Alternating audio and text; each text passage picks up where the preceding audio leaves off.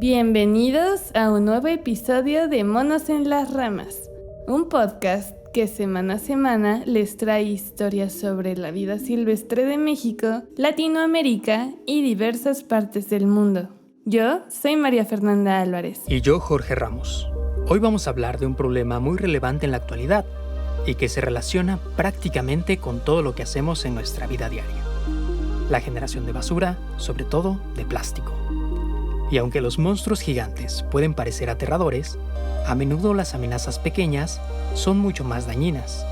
Y uno de los problemas ambientales a los que nos enfrentamos los humanos, y muchos otros seres vivos ahora, es a la generación de microplásticos. La producción anual de plástico se ha ido multiplicando con el transcurso de los años. Este incremento imparable ha sido gracias a que tiene una vida útil muy breve, además de que es súper barato en su producción. Si nos ponemos a reflexionar, todo está hecho de plástico o contiene plástico. Nuestra ropa, envases, teléfonos celulares, computadoras, accesorios, casas y carros. Un material tan duradero y resistente está siendo utilizado de una manera casi innecesaria. No lo hemos valorado y se ha convertido en una parte tan cotidiana de nuestra vida diaria que no nos hemos preguntado ¿en dónde va a parar? Tristemente, buena parte termina dentro de los mares, aquel espacio que pareciera casi infinito. El mar me gusta porque es un espacio de calma y contemplación. Siento que cada vez que entro al mar hay algo que me sorprende, hay animales que observo nuevos y siempre me gusta ver qué están haciendo entre ellos, cómo interactúan y pues está chido. Ella es Alexa Mendoza, una bióloga veracruzana de 25 años. Desde su formación como bióloga, su visión se ha centrado en la vida marina, los océanos y las aguas. Y ahora estudia un posgrado en ecología y pesquerías, adentrándose a este universo diminuto que yace en el mundo silencioso del mar. Bueno, los microplásticos son partículas de plástico que van desde los 5 milímetros a una micra de tamaño. Y estas pueden proceder de objetos más grandes que se han ido fragmentando debido al tiempo y a la exposición solar o a otros factores físicos como la turbulencia dentro de los cuerpos de agua o también pueden ser producidos industrialmente.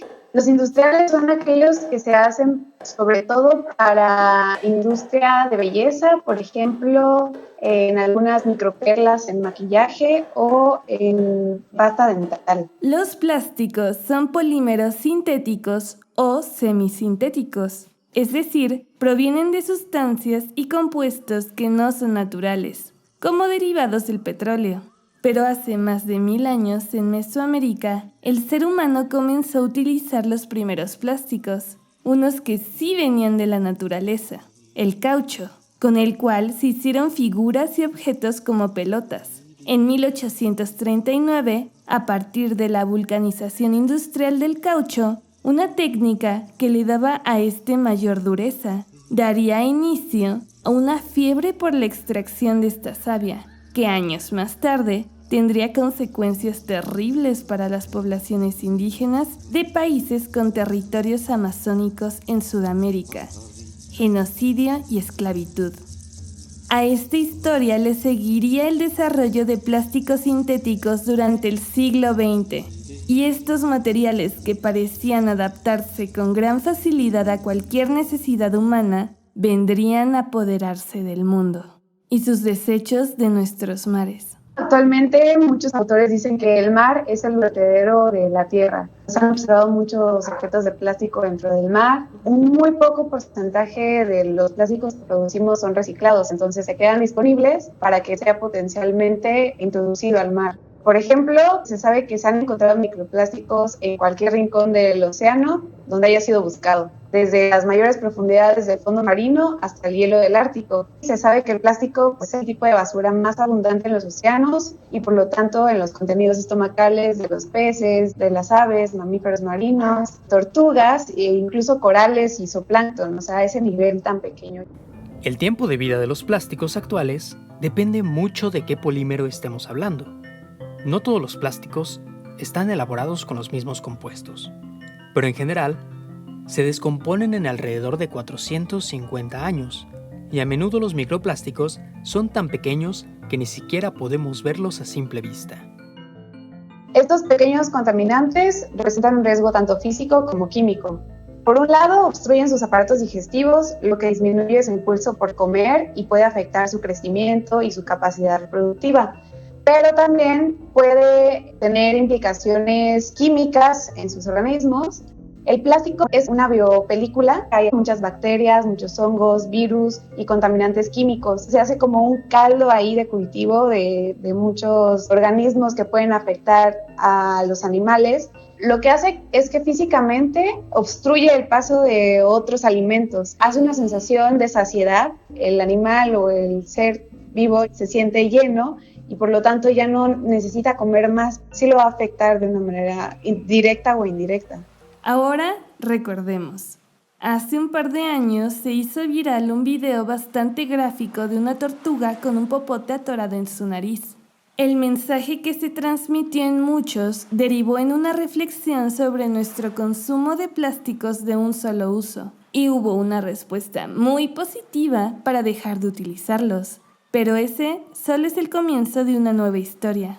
Se ha observado que más de 220 especies de animales diferentes ingieren desechos de plástico en condiciones naturales, y más de la mitad de ellas son de importancia comercial, como por ejemplo los mejillones, ostras, almejas y camarones.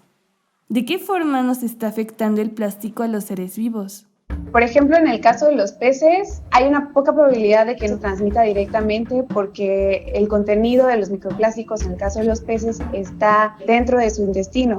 Y al nosotros quitarle las vísceras, disminuimos un poco el riesgo de la ingesta de este microplástico. Sin embargo, hay otras maneras más directas por las que los humanos podemos ser afectados. Los microplásticos están presentes en el aire, en el agua que tomamos, incluso en el agua de las botellas que compramos en el súper. La cantidad de aditivos químicos que estos llevan pueden tener afectaciones hormonales y en muchos estudios de otros animales como ratas o como crustáceos ya se ha visto que esto afecta en el desarrollo reproductivo, incluso en el desarrollo cerebral en etapas tempranas de crecimiento. Empezamos este episodio con una analogía que señalaba a los microplásticos como pequeños monstruos, pero un objeto inanimado no posee ninguna intención, no es bueno ni es malo. Todo depende de cómo lo utilicemos, y aquí nos damos cuenta de que somos nosotros quienes tenemos la obligación de buscar soluciones y de intentar acabar con el problema, dirigiendo nuestras exigencias tanto a las industrias como a los gobiernos nacionales e instancias internacionales. Las grandes industrias funcionan por medio del sistema de oferta-demanda y mientras nosotros sigamos consumiendo desmedidamente productos empaquetados y no reutilicemos o no reciclemos, las empresas seguirán produciendo más plásticos innecesarios. En cambio, si nosotros reducimos y generamos nuevos hábitos de consumo, las empresas tendrán que modificar sus formas de comercialización. Por eso es importante que nosotros mismos nos cuestionemos a dónde va nuestra basura después de tirarla y cada vez estar más tranquilos con ese resultado. Es decir, aquellas personas que disminuyan su volumen de basura mensual, que reutilicen lo que sea útil y reciclen cuando sea necesario, estarán ayudando mucho más de lo que pensamos. Y si a eso le sumamos la voluntad de miles o millones de personas que intenten lo mismo, estaremos disminuyendo un problema ecológico global que es urgente. Tan solo el 9% de los desechos plásticos se reciclan, un 12% es quemado y el resto para en el medio ambiente. La mayor parte se encuentra en los océanos. Algunos de los principales países que contaminan estos océanos son China, India, Argelia e Indonesia, cuya recolección de basura como de reciclaje no da abasto. Claro, no podemos voltear a ver a otros países si no estamos considerando nuestras propias acciones para contrarrestar el problema.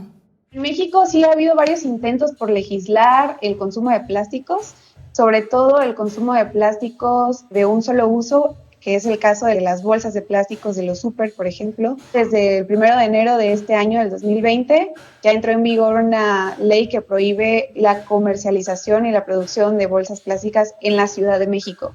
Y en otros estados igual ha habido varios intentos, hay varias leyes que ya invitan a los comercios a no dar gratuitamente una bolsa de plástico, sino que tienen que pagar por ellas los consumidores. Es una medida un poco benéfica, ya que pues sí te duele pagar un poco más por una bolsa de plástico y así vas haciendo un poco de conciencia. En Veracruz ya hay más conciencia en cuanto a estas leyes. Este reto requiere que creemos nuevas soluciones al problema, porque a pesar de que comienzan a surgir alternativas más conscientes que se enfocan a la reutilización, podemos caer en los mismos círculos viciosos de confort y consumo. Sí sirve de mucho rechazar, reutilizar, reciclar, pero más que nada el hecho está en también demandar a las autoridades que ese tipo de legislaciones de no al plástico se sigan implementando en todos los municipios, en todos los estados y en todo el país, porque incluso ya es una medida que está en la agenda del 2030 de la ONU y a nivel internacional ya tenemos que ir por ese camino de no al plástico. Podemos empezar a hacer un cambio un poco autónomo en nuestras comunidades al sensibilizar a nuestra propia familia, sensibilizar a nuestros vecinos y decirles cuáles son la problemática que tiene el plástico dentro del ambiente y cómo también nos afecta indirecta o directamente a los humanos. Es un poco de cuestionar mis acciones hasta qué grado están aportando a un problema realmente grave. Realmente es como una falacia lo de las bolsas biodegradables porque sigue siendo plástico y solamente disminuye el tiempo de vida que tiene, pero lo disminuye a 100 años menos. Solamente se pueden degradar de manera industrial muchas veces. O sea, no es como que lo eches en tu composta y ya a la semana se deshizo.